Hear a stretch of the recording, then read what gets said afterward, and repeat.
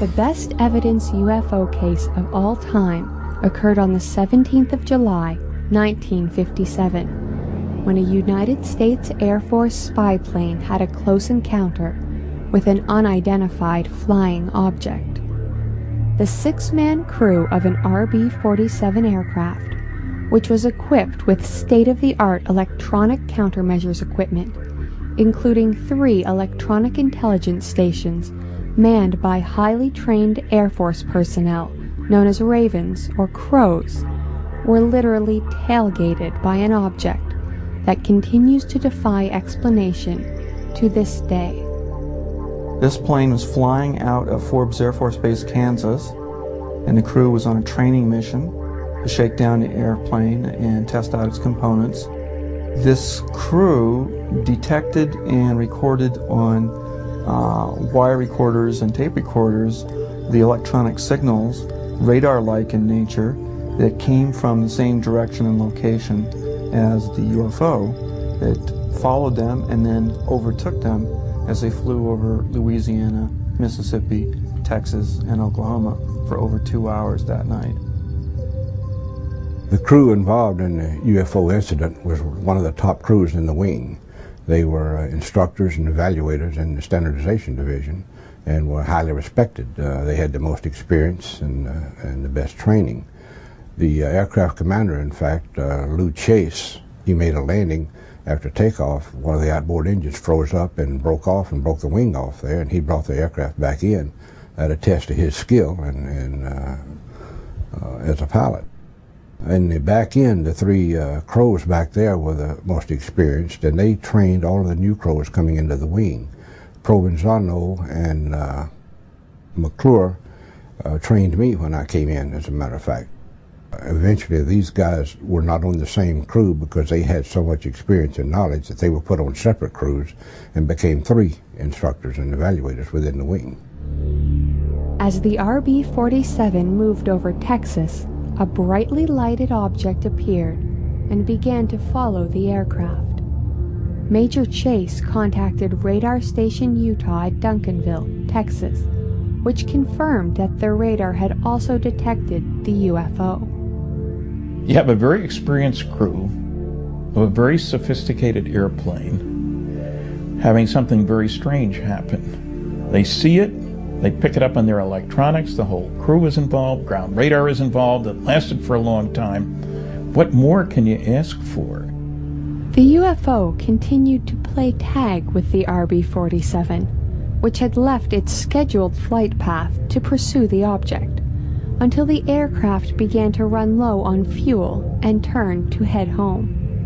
The UFO followed the aircraft until the signal finally faded as the crew approached Oklahoma City. In his report on the incident, the Director of Intelligence of the 55th Strategic Reconnaissance Wing stated that he had, quote, "No doubt the electronic signals coincided exactly with visual observations by aircraft commander numerous times, thus indicating positively the object being the signal source." End quote. The Air Force, via Project Blue Book, without any real investigation, concluded that the sightings in northern Texas were an ordinary jetliner. In doing so, they failed to explain the ongoing nature of the incident over several states, the appearance and disappearance of the object, both visually and on radar and electronic countermeasures equipment, and how exactly the Utah radar station failed to distinguish between an airliner that was 600 miles away from the RB-47 and a UFO. Researcher Brad Sparks explains why the RB-47 case is the best ever, contrary to what the United States Air Force said. Why is it so important? Because it's the only time in history that radio or radar signals have been detected and recorded from a UFO, not just are using radars to bounce signals off a UFO. We're actually detecting something that the UFO seems to be sending out. This indication of intelligence makes the Blue Book explanation even more absurd, as does the fact that this was not the only time an RB47 encountered a UFO. Colonel Bruce Bailey recounts his own similar incident. We were flying a Common Cause mission. This was during the Cuban Missile Crisis, where we flew a mission every day to go down and take a good close look at Cuba and to identify any site that should fire on the U-2 or any other U.S. vessel or aircraft. And on this mission, we would fly down to New Orleans and hit a tanker right over the Gulf of Mexico out of New Orleans, get filled up with fuel, and then head on to Cuba. Well, on this mission, shortly after completing our air refueling, we had some aircraft or something come up, bright light, and intercept us, and ground control was tracking it. They could copy it too. And it wasn't with us that long, probably a total of 10 minutes, but that was broken in the middle with a gap of about 2 minutes when it went away.